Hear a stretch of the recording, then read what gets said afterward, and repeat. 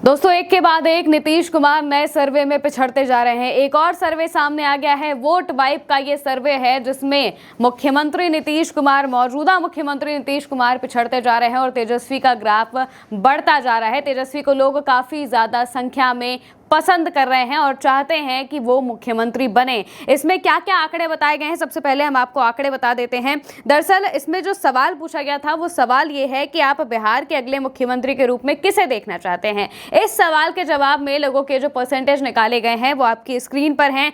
35% के आसपास लोग चाहते हैं कि तेजस्वी यादव मुख्यमंत्री बने। तेजस्वी यादव मुख्यमंत्री का चेहरा है और नीतीश कुमार के नाम पर सिर्फ 23.4% लोगों ने हाँ किया है, यानी कि नीतीश कुमार को सिर्फ 23% लोग पसंद कर रहे हैं, लेकिन तेजस्वी यादव को 35% लोग चाहते हैं कि वो मुख्यमंत्री बने। और यहाँ पर एक और सोचने वाली बात यह है कि प्रशांत किशोर का भी ग्राफ लगातार बढ़ रहा है। प्रशांत किशोर भी 13% पर है। 13% लोग चाहते हैं कि प्रशांत किशोर मुख्यमंत्री बने, लेकिन प्रशांत किशोर कहते आए हैं कि वो मुख्यमंत्री बनना ही नहीं चाहते हैं, लेकिन फिर भी उनके नाम को लेकर चर्चाएं चल रही हैं। और सबसे बड़ी बात यह है कि ये जो दिक्कत है ये सिर्फ नीतीश कुमार के लिए नहीं है, बल्कि पूरे के पूरे एनडीए के लिए है। एनडीए गठबंधन के खिलाफ एंटी इनकम्बेंसी भयंकर तरीके से देखने को मिल रही है। इसका भी जवाब इस सर्वे में सामने आया है। एंटी इनकम्बेंसी को लेकर जब लोगों से सवाल किया गया था तो लोगों ने खुले तौर पर यही कहा कि भयंकर एंटी इनकम्बेंसी है, स्ट्रॉन्ग एंटी इनकम्बेंसी है। 48% लोग, यानी कि लगभग बिहार की आधी आबादी ये मानती है कि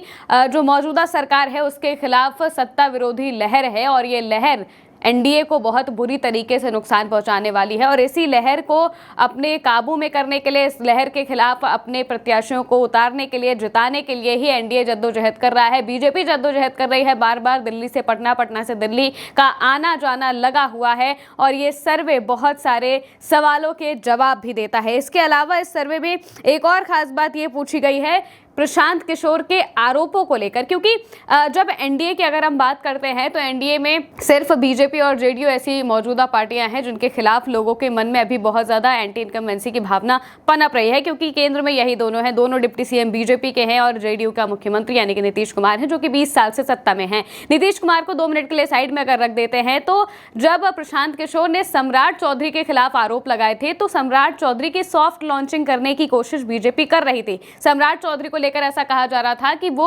बीजेपी के मुख्यमंत्री चेहरे हो सकते हैं, मुख्यमंत्री के रूप में या फिर बिहार में बड़े नेता के रूप में बीजेपी उन्हें बनाना चाहती है। लेकिन जैसे ही प्रशांत किशोर आरोप लगाते हैं सम्राट चौधरी पर तो बीजेपी पर भी सवाल खड़े हो जाते हैं। यहाँ तक कि बीजेपी के नेता भी सम्राट चौधरी से कहने लगते हैं कि आप मीडिया के सामने आइए, आप अपनी सारी बातें बताइए कि आपके ऊपर गलत आरोप लगे हैं। गलत आरोप लगे हैं तो उनको आप सामने जाकर सारी चीजें क्लियर करिए, क्योंकि पार्टी से को इससे बहुत ज्यादा नुकसान होगा।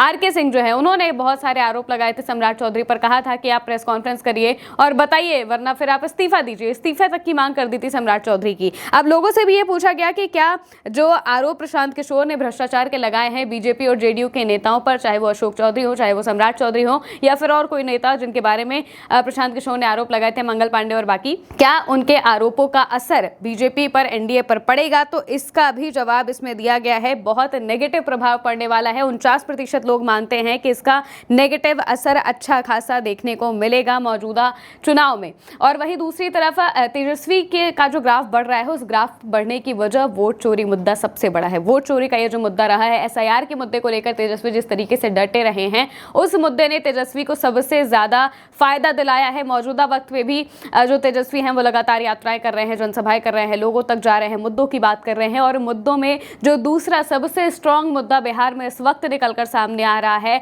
वो वोट चोरी का ही मुद्दा है। पहले नंबर पर अनएम्प्लॉयमेंट एंड माइग्रेशन है, यानी कि बेरोजगारी और पलायन है, और दूसरे नंबर पर वोट चोरी का मुद्दा है। 15% लोग मानते हैं कि वोट चोरी एक मुद्दा है जिसको लेकर लोग वोट देने वाले हैं, और बेरोजगारी तो और पलायन तो है ही। अब बेरोजगारी और पलायन की अगर बात करें तो तेजस्वी यादव इसको लेकर लगातार बात करते रहते हैं और कहते रहते हैं कि हमारी सरकार आएगी तो हम रोजगार देंगे। इसको लेकर वो अपने जो पुराने रिकॉर्ड्स है वो भी बताते हैं कि हम जब 8 महीने तक, 9 महीने तक मुख्यमंत्री थे, उस वक्त भी हमने आपको अच्छी खासी जो रोजगार है वो दिए थे और इस बार भी हम जरूर देंगे। बार बार वो इन सब चीजों की बात करते हैं। युवाओं की, महिलाओं की सबसे ज्यादा बात तेजस्वी यादव करते हैं और इसी वजह से इस वक्त लोग उन्हें बहुत ज्यादा पसंद भी कर रहे हैं। 35% लोग उन्हें वोट देना चाहते हैं, मुख्यमंत्री के रूप में देखना चाहते हैं और ये बहुत बड़ा नंबर है, ये छोटा मोटा नंबर नहीं है। इससे पहले भी जब सी वोटर का सर्वे आया था उसमें भी तेजस्वी यादव 36% पे पहुंच गए थे। 36% लोग चाहते थे कि तेजस्वी बिहार के मुख्यमंत्री बने और लगातार नीतीश का ग्राफ गिरता जा रहा था। उनकी